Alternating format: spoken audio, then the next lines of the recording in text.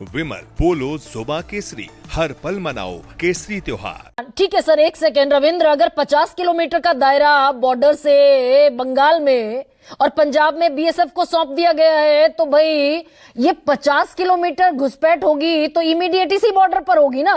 तो ममता बनर्जी जिम्मेदार है, कौन जिम्मेदार है और निकालते हम क्यों नहीं फिर? देखिए, जिम्मेदारी तो किसकी है ये तो सब जानते हैं। हमारे देश में अगर कोई बाहर से कोई भी व्यक्ति आता है तो वो केंद्र सरकार की जिम्मेदारी है, इस पर तो कोई बहस है नहीं, सबको पता है इस बात का। लेकिन अपनी जिम्मेदारी से कैसे बचें और दूसरे को इस मामले में कैसे फंसाएं, ये पूरी राजनीति उसी की हो रही है। आज भी गरिमा जी, जब ऑपरेशन सिंदूर चल रहा था तो मुझे याद है एक महाराष्ट्र की महिला करगिल के रास्ते पाकिस्तान में घुस गई। वो अपने व्यक्तिगत तौर पर गई थी और कुछ दिनों के बाद उसको वाघा बॉर्डर के रास्ते भारत आ गई वापस। वो सरकारों ने उनका आदान प्रदान किया। जब भारत से पाकिस्तान की तरफ जाना इतना आसान है और वहां से वापस आना इतना आसान है, उनको पकड़ के चिन्हित करके वापस भेज दिया गया, तो बांग्लादेश से जो घुसपैठिए ट्रेंड लोग आते हैं उनको कैसे पकड़ पाएंगे आप, जब तक कि हमारे पास उतने ज्यादा ट्रेंड लोग नहीं होंगे, हम लोग पूरी तरीके से फेंसिंग नहीं कर पाएंगे। और आज मेघालय की जो बात है गरिमा जी, मेघालय की तरफ हमारा चेक पोस्ट भी है जहां से वीजा होल्डर भी वहां से आते हैं पैदल रास्ते से, जिनके पास वीजा होता है। उसी के बगल में बहुत ही खूबसूरत एक नदी है, डाउकी का इलाका है, वो बिल्कुल अनफेंस्ड है, वहां पर कोई फेंसिंग नहीं है और कोई भी वहां पर आ जा सकता है। केवल जो बीएसएफ के जवान हैं उनकी नजरों से बचने की जरूरत है। उसके बगल में ढेर सारा जंगल है, उस जंगल से कोई भी आ जाओ। मेघालय की बात बता रहा हूं जहां पर कितने साल से कॉनराड सांगमा की सरकार है जो बीजेपी के सहयोग से चल रही है। नहीं, हम दरअसल अमेरिका को प्रोजेक्ट करते दिखाई दे रहे हैं कि विकसित देशों ने सारे घुसपैठिए बाहर निकाल दिए। ट्रंप ने शपथ लेने के 15 दिन बाद भारत जैसे संप्रभु देश की धरती पर उतार दिया अपना मिलिट्री विमान। कितने 300 लेकर आ गया था, फिर पहले 5 फरवरी को आया, फिर बाद में किसी और तारीख को और बाद में किसी और तारीख को। सारे पूरा साल भर ये पूरी प्रक्रिया चली और 3,500 भारतीयों को भेज दिया भारत में।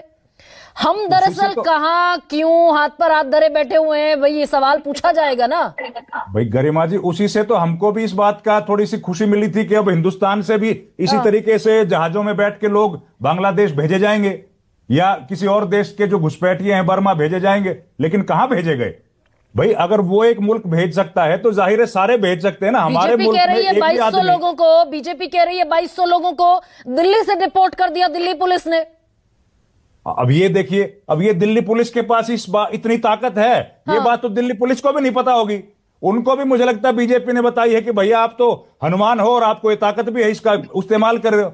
तो अब ये कैसे हो सकता है आप बताइए? किसी दिल्ली पुलिस का ज्यूरिसडिक्शन तो हरियाणा में भी नहीं है, उनका ज्यूरिसडिक्शन तो यूपी में भी नहीं है, वो तो दिल्ली तक महदूद है खाली। वो तो ये कह रहे हैं कि दिल्ली से 2200 लोग, रिकॉर्ड 2200 लोग 2025 में डिपोर्ट कर दिए दिल्ली पुलिस ने, दिल्ली से, स्पेशली फ्रॉम दिल्ली।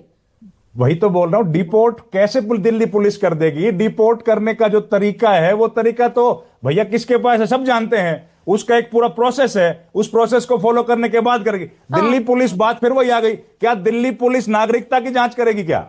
ये इसका भी तो एक तरीका है ना, कौन करेगा भाई? उत्तर प्रदेश पुलिस कर सकती है, वो लोगों के पीठ के पीछे वो मशीन लगाकर एसआईआर में कि तुम बांग्लादेशी हो, ये मशीन बताएगी। यूपी पुलिस कर सकती है। हाँ, वो मशीन लगा दी होगी तो फिर पता लग गया होगा। वो मशीन अगर दिल्ली पुलिस ने इंपोर्ट कर ली है तो फिर मालूम पड़ गया होगा। उसके अलावा तो कोई देखिए नहीं, मालूम ही तो पड़ेगा रविंद्र भाई, उसके बाद डिपोर्ट थोड़ी कर सकते हैं आप। नहीं कर सकते, बिल्कुल नहीं कर सकते। देखिए यही तो है, हम ये डिस्कोर्स को दूसरी तरफ लेके जाने, डाइवर्ट करने के तरीके हैं कि किसी तरीके से एक बात बोल दो, बाकी लोग उस पर बहस करते रहेंगे और जो मुख्य मुद्दा है उससे हट जाएंगे। हाँ, तो शीतल सिंह दरअसल डिकोड कीजिए सर। सतीश केसिंग कह रहे हैं ये होम मिनिस्ट्री की भी कैपेबिलिटी में नहीं है। तो दरअसल फिर वो जो कांग्रेस की सरकार 2004 से 14 तक 80,000 बांग्लादेशी भेज दिए गए घुसपैठिए, वो किस प्रोसेस के तहत भेजे गए फिर? देखिए, भारत और बांग्लादेश के बीच आपस में अरेंजमेंट्स है, वो उसके तहत भेजे गए थे और उसके तहत इस सरकार ने भी 2,500-3 हजार या शायद 4,000 लोगों को भेजा है। इनका मामला इस मामले में बहुत स्लो रहा है।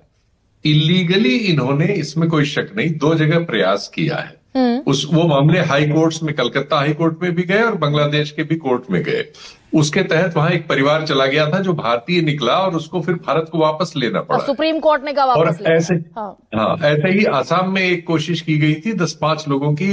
एक बार उन्होंने बॉर्डर से उसको ठेल दिया, उसके बाद उन्होंने, बांग्लादेश वालों ने हमारे यहाँ ठेल दिया। ये सब ये कोई तरीका नहीं है और इसको आप अमेरिका नहीं है, दो बातें अलग हमें समझ लेनी चाहिए। सर दरअसल मैं सर पूछना ये चाहती हूँ, भाई हमने 2017 में 51 लोग निकाले, वो लिस्ट मेरे पास हुआ करती थी, आज है नहीं। दरअसल हमने 2017 में 51 लोग निकाले, हमने 200 लोग फलाने साल में, 300 लोग फलाने साल में, 100 लोग इतने साल में, और है हमारे यहाँ 2 करोड़। हम मजाक किसका बना रहे हैं? अपनी नेशनल सिक्योरिटी का। करोड़ भी हमारे पास कोई लिस्ट नहीं है, अनुमान है। और इसमें कोई शक नहीं कि इनके 10-11 सालों में बहुत कम बांग्लादेशी वापस कर पाए हैं। राजनीति के तौर पर इन्होंने बहुत अच्छा इसका इस्तेमाल कर लिया है और घुसपैठिए को मुद्दा बना के सारे जो जरूरी मुद्दे उनको दरी के नीचे डालने में भी ये कामयाब है। लेकिन इसमें गंभीरता से इन्होंने कोई काम नहीं किया है। ये मेरा नहीं, इनके जो सपोर्टर रंगनाथन जैसे लोग हैं वो कह चुके हैं कि भाई आप इतनी डेमोगागरी करते हैं, आपका रिकॉर्ड तो मनमोहन सिंह के सामने भी, यानी आप 4-5 हजार लोगों को भेज पाए, वो 80,000 लोगों को भेजा था। उन्होंने कभी घुसपैठिए का हल्ला नहीं मचाया। नहीं चिंता, लेकिन देश के गृह मंत्री अमित शाह की चिंता थी कि ये बड़ा होता है कि मुसलमानों की प्रजनन दर ज्यादा है, इसलिए मुसलमानों के वो 2-4 बच्चे पैदा करने वाले लोग हैं, इसलिए डेमोग्राफी बदल रही है। ये ऑन रिकॉर्ड देश के गृह मंत्री ने माना कि प्रजनन की वजह से नहीं, बल्कि ये घुसपैठ की वजह से डेमोग्राफी बदल रही है। Still we are not concerned about that. नहीं, हमारे पुराने सारे अध्ययन ये बताते हैं कि 71 के बाद जो इन्फ्लक्स आया था उसकी वजह से हमारे सीमावर्ती जगहों में डेमोग्राफी बदली है। ये सच्चाई, इसको बहुत तरह से अध्ययन किया गया है, मीडिया ने भी किया है और सोशल साइंस वालों ने किया है, सरकारों ने भी अपने लेवल पे किया है। लेकिन उसको ठीक करने के लिए जो काम हुए हैं, जो हमारे और बांग्लादेश के बीच आधिकारिक तौर पर होता है, उसमें हम उनको लिस्ट देते हैं, प्रमाण देते हैं और फिर लोगों को वापस करते हैं। ये एक मोटा काम होता है, इसमें काफी बाहु लगते हैं, रिकॉर्ड लगता है, तब हम प्रूव करके उनको दे पाते हैं।